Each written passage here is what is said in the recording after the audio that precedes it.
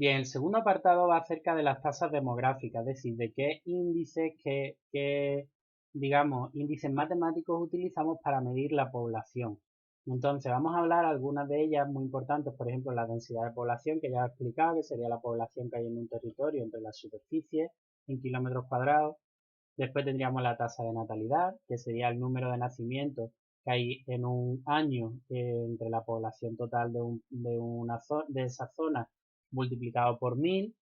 Después tendríamos la tasa de fecundidad, que es el número de nacimientos en un año entre las mujeres en edad fértil, es decir, no entre todas las mujeres, solo entre las mujeres en edad fértil, es decir, desde los 15 hasta los 45 o 49 años, por 1000 también.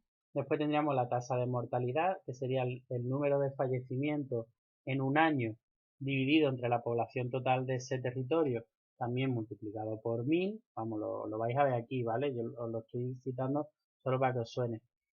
Después tendríamos la tasa de mortalidad infantil, que es el número de fallecimientos de menores de un año de edad durante ese año entre el número de nacimientos de ese lugar en ese año, para saber cuántos niños de los que han nacido en ese año han terminado falleciendo por 1000, es un dato relevante. Por ejemplo, en Europa y en el norte de América, pues prácticamente no hay mortalidad infantil, y sin embargo hay otros países, sobre todo de África o de Asia, donde esta cifra es escalofriante. Después tendríamos el crecimiento natural, que sería básicamente, para medir ese crecimiento natural, tendríamos que restar la natalidad y la mortalidad. Es decir, restar las personas que nacen, restarle la gente que muere en un territorio. ¿Vale? Bueno, empezamos por la natalidad y la fecundidad. Bien, la tasa de natalidad, que ya he explicado, los nacimientos en un territorio durante un año, entre la población total, multiplicado por 1000, se expresan tanto por 1000. La fecundidad sería el número medio de hijos que tendría la población femenina, y en la tasa de fecundidad pues tendríamos en cuenta solo las mujeres en edad fértil, sería de los 15 a los 45 o cada vez más hasta los 49, también expresan tanto por 1000. Bien, ¿qué factores hay condicionantes de esta natalidad y de esta fecundidad? Pues básicamente la edad que tiene la población de ese país. Si la población está muy envejecida, como ocurre en los países más desarrollados, donde hay muchísima población anciana y cada vez menos población joven, pues en estos lugares, lógicamente, la natalidad va a ser más baja, porque hay menos personas, o sea, menos mujeres en edad fértil que en otros países donde la población es más joven. Otro factor determinante es el uso de los anticonceptivos, de métodos anticonceptivos en la reproducción, que van a eh, posibilitar que haya menos natalidad en los lugares donde se utiliza y más natalidad en aquellos donde se carece, en aquellos lugares donde no lo hay. También la incorporación de la mujer al mundo laboral también es un freno, lógicamente.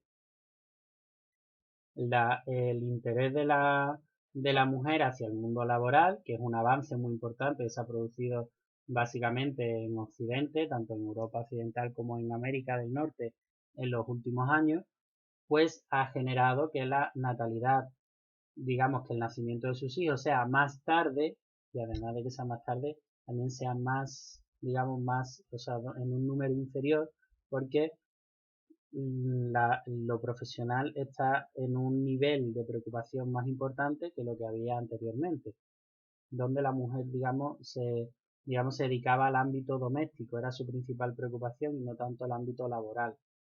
Esto ha cambiado, lógicamente, en el siglo XXI. También costumbres sociales, por supuesto, ¿vale? Religión y demás también son factores determinantes. Entonces, hasta el siglo XVIII, siglo XIX, la natalidad y la fecundidad han sido muy altas en todo el planeta. ¿Qué pasa? Que a partir del final del siglo XIX hemos visto cómo en los países más desarrollados los nacimientos empiezan a bajar por estos factores de los que os acabo de hablar.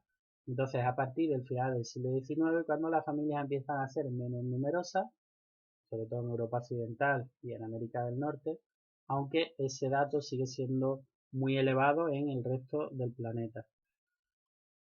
Bien, respecto a la mortalidad, ya os he explicado, la tasa de mortalidad es el número de fallecimientos que hay en un territorio durante un año entre la población total, se expresa también en tanto por mil.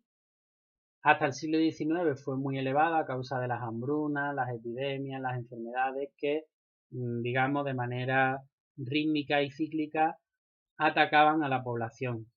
¿Qué pasa? Pues que a partir del siglo XIX esto va a descender sobre todo primero en los países desarrollados gracias a las mejoras sanitarias y a la mejora en la alimentación. Y es cierto que ya en el siglo XXI actualmente también está descendiendo poco a poco en los países también en vías de desarrollo, en los países subdesarrollados. En África, en Asia está descendiendo poco a poco, a medida que se van implementando algunas mejoras sanitarias, temas de asepsia, de higiene, las intervenciones quirúrgicas y demás. La mortalidad infantil pues sigue siendo muy elevada. Fijaros, serían los fallecimientos que hay entre los nacimientos totales, ¿vale? De los que ya os he ido explicando, sigue siendo muy elevada, sobre todo en zonas de África.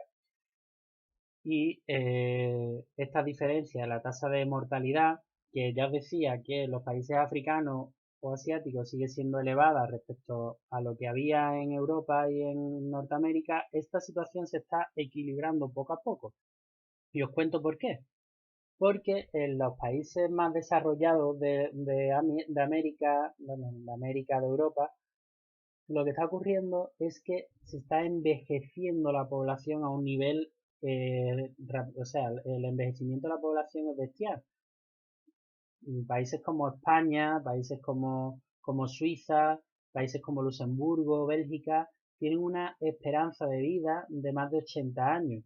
¿Esto qué produce? Pues que si la proporción de población anciana es mayor, lógicamente la tasa de mortalidad también aumentará porque hay más personas propensas a morir, pues lógicamente cuando se tiene una edad avanzada hay más posibilidades de fallecer por problemas biológicos, ¿vale? Que si alguien es joven. Entonces, esto ha hecho que la tasa de mortalidad entre los países del mundo se haya equilibrado. En algunos ha descendido por esas mejoras sanitarias, higiénicas y demás que llegaron a Europa y América en el siglo XIX, y en los países, digamos, más desarrollados por ese envejecimiento de la población y por esa gran proporción de población que se encuentra en edades donde es más posible fallecer por problemas biológicos típicos que se provocan o se producen cuando uno tiene una edad avanzada.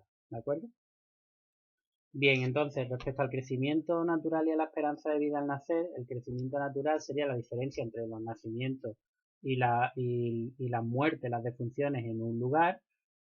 Este crecimiento natural sería positivo cuando los nacimientos son superiores a los fallecimientos y negativo si es al contrario. Entonces, hay lugares donde el crecimiento natural es muy, muy bajo o negativo, que serían los países desarrollados, donde hay incluso más muertes que nacimientos, y otros donde el crecimiento natural es muy positivo, donde hay mucho más nacimientos que muertes, como podrían ser bueno, los países africanos, asiáticos o algunos de Latinoamérica.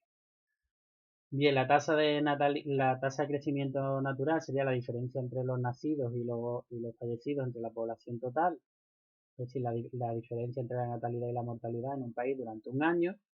Y otro índice que se utiliza es la esperanza de vida al nacer, que sería la media de años que va a sobrevivir una generación en un país determinado.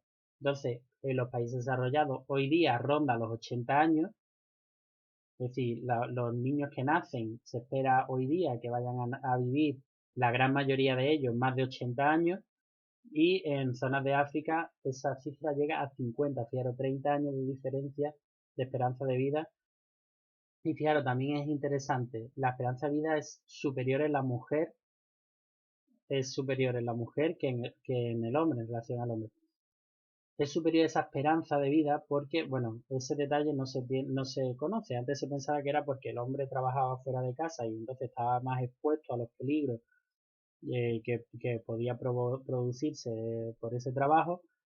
Y sin embargo, pues hoy que la mujer también trabaja fuera del hogar, pues se sigue manteniendo ese dato. Entonces, se entiende que puede haber razones biológicas.